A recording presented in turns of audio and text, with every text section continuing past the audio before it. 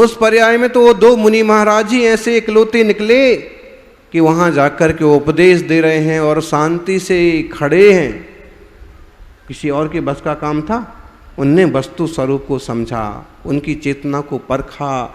अरे शेर का जीव भी तीर्थंकर महावीर हो सकता है। अब महावीर बनने के बाद तो सब बंधन कर रहे हैं, लेकिन जब वह शेर की पर्याय में थे तब उपदेश करने वाले तो एक वीतरागी मुनि महाराज ही थे। उन्हें तब भी पता था कि ये आत्मा ऐसा है, और तीर्थंकर बनने के बाद तो हमको भी पता पड़ गया कि वही आत्मा ऐसा है। ऐसे ही हमारी चेतना, ऐसे ही हमारी आत्मा। दुनिया के जो काम हमको करना पड़ते हैं देश विकास के लिए, राष्ट्र सहयोग के लिए, परिवार उन्नति के लिए, वो अपनी जगह सब जरूरी हैं, लेकिन उससे भी ज़्यादा जरूरी है कि हमारा आचार विचार शुद्ध रहे। और क्षण भर की सामायिक, आधे घंटे की सामायिक मत करो, 5 मिनट के जाप करो, 10 मिनट के करो, सवेरे सुबह मंत्रों का पाठों का, लेकिन जरूर करो। 5 मिनट खुद को एनर्जी दो, खुद का निर्धारण करो। टेंशन और तनाव के लिए जिंदगी नहीं है, क्लेश और द्वेष के लिए जिंदगी नहीं है, आनंद और सुख शांति के लिए जिंदगी है। कम साधनों में भी आनंद से जिया जा सकता है। इसे देखना हो तो छुल्लक जी को देखो, एक लंगोटी एक दुपट्टे में भी कैसे मस्त हैं। 80 साल के होने के बाद भी मिल्खा सिंह को परास्त कर देंगी दौड़ने में।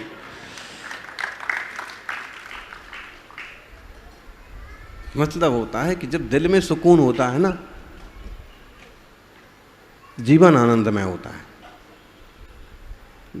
खुद का आनंद सुकून कैसे मिले, इस पर दूसरों का उपकार कैसे हो, ये बहुत छोटी छोटी सी चीजें हैं।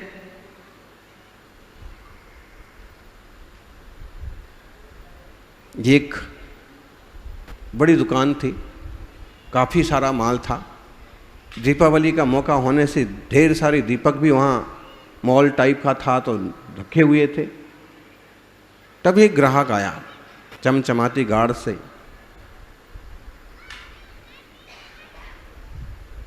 रोल्स रॉयल से उतरा,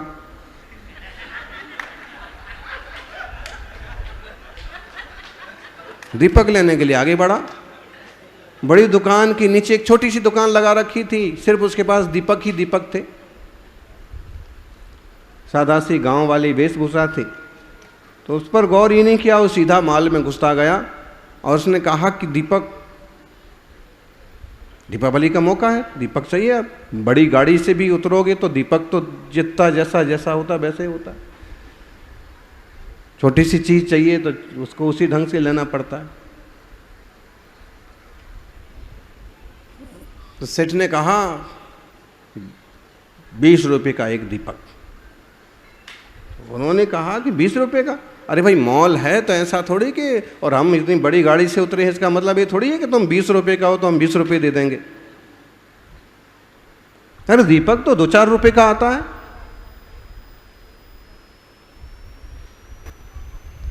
नौकर भी देखने लगे बाबूजी की तरफ, कैसे 2-2 रुपये के तो बेच रहे थे और 20 रुपये बताने लगे अचानक से। तो उन्होंने कहा नहीं 20 रुपये के मिलेंगे। कितना चाहिए? उसने कहा मुझे नहीं चाहिए 20 रुपये में ऐसे तो। और नीचे उतरा तो नीचे बेचने वाला बैठा ही था। उसने कहा वैसे ही दीपक? उसने कहा दीपक।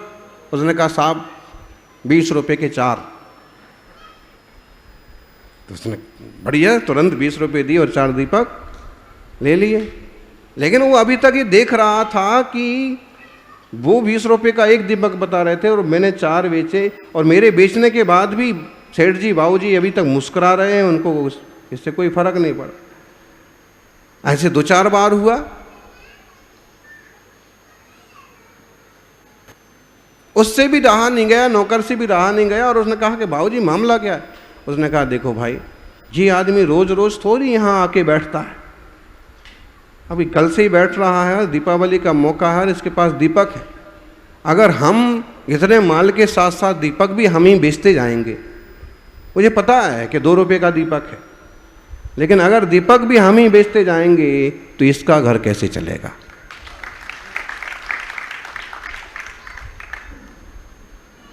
यहां दीपक ना बिचेंगे कोई फर्क नहीं पड़ने वाला है, लेकिन इसके बिक जाएंगे तो इसकी झोपड़ी में उजाला जरूर हो जाएगा। सब तरह के सोचने वाले लोग होते हैं। पापा ने कहा चलो पप्पू बाजार चलते हैं। पप्पू खुश हो गया, बाजार चलते हैं। छोटा बेटा और बाजार गए, जैसे हर दिवाली के पहले जाते थे, इस दिवाली को गए, एक आध कुछ कपड़े खरीदे बस। बाकी बड़ा सारा आतिशबाजी का बाजार था, पटाखे की दुकानें थी। बच्चे ने एक तरफ देखा भी नहीं। पापा को टेंशन होने लगा। हर बार तो इतने सारे पटाखे खरीदता था और नई नई क्वालिटी के, और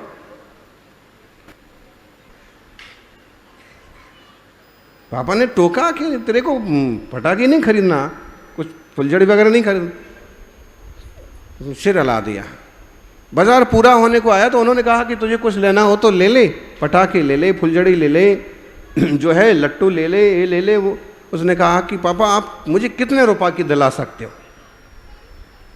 उन्होंने कहा कि देख भाई इस बार बोनस भी बढ़िया मिला है, कमाई भी बढ़िया हुई है, मैं तुझे 5,000 रुपये तक के दिला सकता। उन्होंने कहा 5,000। पप्पू ने कहा कि आप 5,000 रुपये मुझे दो। वो चिंता में पड़ गई कि 5,000 का क्या करेगा।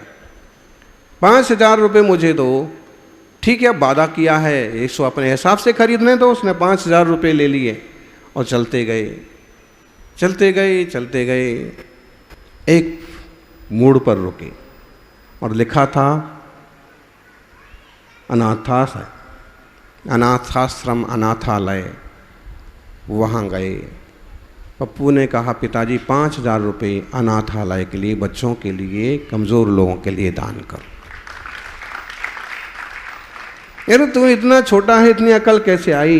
उसने कहा महाराज जी ने प्रवचन में कहा था पटाखे जलाएंगे तो पाप होगा और किसी का सहयोग करेंगे तो पुण्य होगा। आप किस ढंग से परिवार को, बच्चों को, फैमिली को हैंडल करते हैं? ये तो यूं बदनाम कर दिया शॉपिंग शॉपिंग शॉपिंग के लिए लेडीज को, लेकिन जेंट्स कोई कम शॉपिंग करते। आज कल जितने वो होते हैं, क्या बोले थे महिलाएं, बिग नहीं, बालों को संवारने की लगाती हैं लोहे का वो रिंग,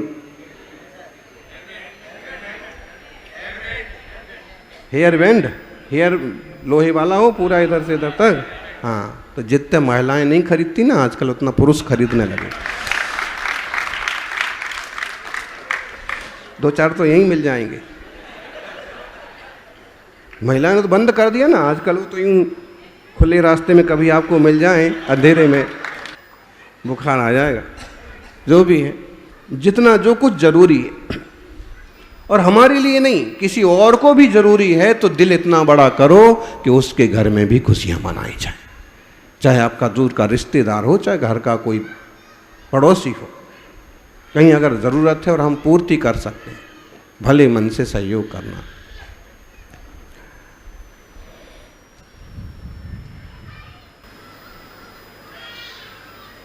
समाज बड़ी चीज़ है, परिवार बड़ी चीज़ है। इंजीनियर बनने के बाद हम दो और हमारे दो, आजकल तो एक ही रह गया, वो भी लंगड़ा लूला हुआ तो आधा। परिवार व्यवस्थित होना चाहिए। बाबूजी से सीखो,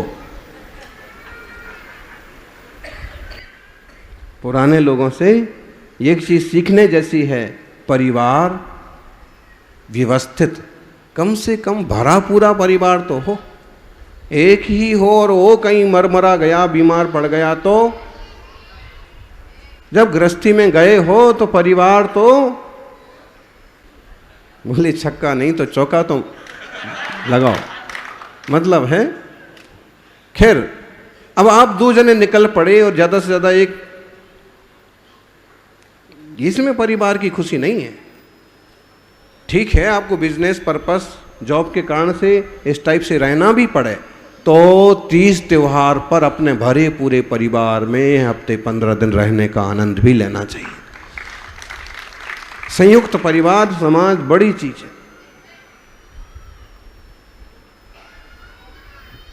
एक परिवार था, ग्रुप था, युवाओं का संगठन था, कमेटी थी। अचानक से कमेटी का एक आदमी गायब हो गया। आखिर में 7 दिन बीतते बीतते ना बाबूजी ने विचार किया कि अब संरक्षक तो अपन ही, अपन को ही देखना पड़े, और किसी को कुछ बताया नहीं और सीधा उसके घर पहुंच गए। घर पहुंचे तो देखा घर में कोई नहीं है, अकेले बैठे हैं, हल्की सर्दी पड़ रही है, अलाव ताप रहे, क्या बोलते हैं, सिगड़ी ताप रहे। जैसे ही देखा बाबूजी को तो हल्का सा सम्मान तो होता ही है, इशारा करके बैठ गए। अब एक की बजाय 2 जने तापने लगे। ना ये कुछ बोले ना वो कुछ बोले। क्या बोले तो बोले तो क्या बोले हैं, शू कहे बानू छे। कभी कभी ऐसी चीजें हो जाती हैं कि बैठ जाएं साथ में तो भी शुरुआत कहाँ से करें, कम से कम इतना तो करो। तो सामने वाला पूछेगा कि तबीयत सही नहीं है क्या।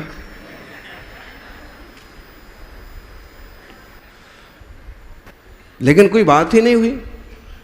इतने बड़े अलाव में से, सिगड़ी में से, जलती हुई लकड़ियों में से बाबूजी ने एक लकड़ी उठाई, उस साइड में रख दी। धीरे धीरे वो लकड़ी, यहाँ अलाव ताप रहे हैं, एक दूसरे का चेहरा थोड़ा बहुत देख लेते हैं, फिर चुप रहें तो चुप ही हैं। शुरुआत कहाँ से। ये अबोला भी बड़ी खतरनाक चीज है।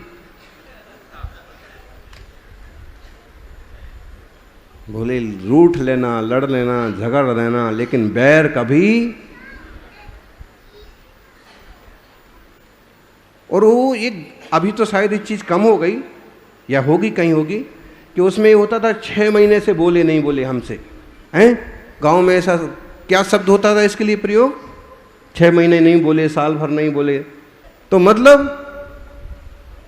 बोलोगे तो रास्ता निकलेगा, कोई ना कोई रास्ता निकल पड़ेगा, और नहीं बोलोगे तो अबोला रह आएगा, कोई भी रास्ता नहीं खोलेगा। बातचीत से रास्ते निकलते हैं। वहां तो बात भी नहीं करी, बाहर रखती एक जलती हुई लकड़ी, क्या हुआ फिर धीरे धीरे वो काली दिखने लगी। अच्छी चमकदार बड़ी मोटी लकड़ी जो थी वो काली दिखने लगी, उसकी रोशनी, उसका तेज खत्म हो गया। एक दूसरे को थोड़ा फिर देखा, बोला कुछ नहीं, वापस उठाया और बुझती हुई उस लकड़ी को वापस उसी में रख दिया। 2 मिनट भी नहीं लगे कि वो लकड़ी फिर अपने तेज में वापस आ गई। अब बाबूजी बिना कुछ कहे उठ के चल पड़े, गेट पर पहुंच गए। विदा करने के लिए आए। कौन आए? जो वहां अलाव ताप रहे थे पहले से अपने घर में।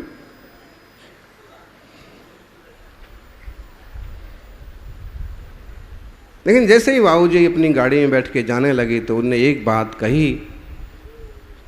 बाबूजी ने नहीं, हाँ, तापने वाली ने, उसने कहा कि आपने बिना कुछ बोले मुझे एक बात सिखा दी। आपने बिना कुछ कहे मुझे एक बात सिखा दी कि जब तक सबके साथ जुड़ के रखते हैं तो चमकते रहते हैं, प्रताप बना रहता है, और जब अलग पड़ जाते हैं तो प्रकाश मंद हो जाता है, गुमसुम हो जाते हैं। परिवार का, समाज का यही हाल होता है। संघ का, संगठन का यही होता है। आप इंजीनियर्स लोगों का कोई संगठन है यहाँ? बनाओ, तभी वो सोवेनियर में छपेंगे सबके नाम, लेकिन कब छपेंगे, कैसे छपेंगे, अगले साल मालूम पड़ेगा। जो भी है, आप जिस माहौल में हैं, जो आपकी कंपनी के लोग हैं, जो आपके ग्रुप के, आपके परिवार के लोग हैं, उनके साथ एकजुटता, अपनापन रहता तो एक स्फूर्ति, खुशी रहती। समाज के लिए भी जरूरी है। और इस दीपावली पर हर परिवार को भी, अगर अपने से कोई दूर जा रहा है तो मिच्छामि दुक्कड़म दीपावली महावीर निर्वाणोत्सव की शुभकामनाएं। एक फ़ोन का मैसेज लिखने में, आजकल तो मैसेज भी फ्री लिखे जाते, शायद उसमें कुछ खर्च आता, फ्री है तो फ्री में एक अच्छा सा मैसेज लिख दो, बढ़िया सा है। फ़ोन भी फ्री है, इसमें खर्च नहीं आते। अनलिमिटेड जब है ही तो ऐसा ही मैसेज लिखो, अनलिमिटेड मैसेज लिख दो आप लोगों को। समस्याएं, परेशानियां तो पार्ट ऑफ लाइफ हैं। कितना बड़े बन जाओगे आप, लेकिन समस्याएं, संकट, परेशानियां तो पार्ट ऑफ लाइफ हैं। लेकिन इनसे निपटना कैसे, this is art of life. होगा, उतार चढ़ाव आएगा, अपना ही कोई नाराज हो जाएगा, अपना ही कोई ज़्यादा खुश हो जाएगा। तो बहुत ज़्यादा खुश होना कि बहुत ज़्यादा नाराज होना बुद्धिमानी नहीं है। अपने लोग हैं, अपना परिवार है, अपना समाज है। और सौभाग्य से एक जैसे विचारों के लोग, एक जैसे सोच वाले लोग मिलते भी कहाँ हैं। आप art of life, art of living तो बहुत सीख लिया, आर्ट ऑफ लाइफ। और जन शासन तो ऐसा है कि जीने की कला के साथ साथ मरने की कला भी सिखाता है। सोनो जीवन मंगलमय थाओ। जैन धर्म के उसूल, जैन धर्म के सिद्धांत ऐसा ना हो कि आपके आचार विचार गड़बड़ हो जाएं। कई बार धन आता है तो जीवन बिगड़ जाता है। धन आए, धन का सदुपयोग कहाँ करना, कैसे करना, इस तरह की सद्बुद्धि आपकी बनी रहे। किसी तरह का टेंशन, कोई विकल्प आए तो उसे कैसे मैनेज करना, उसे कैसे निपटना, इस तरह की प्रज्ञा आपको जागे। समाज, परिवार के प्रति आप अपने कर्तव्य और दायित्व को समझते रहें, यही मंगल भावना।